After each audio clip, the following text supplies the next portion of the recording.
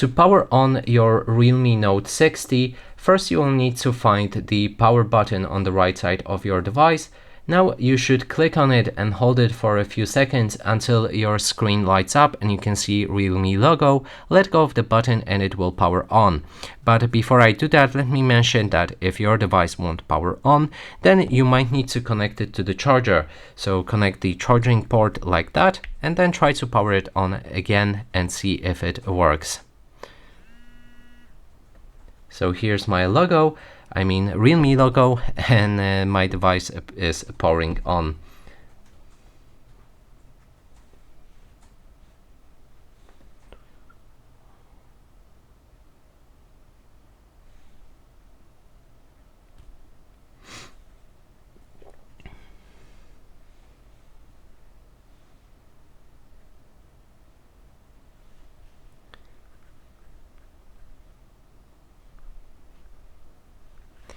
And as you can see, it works great.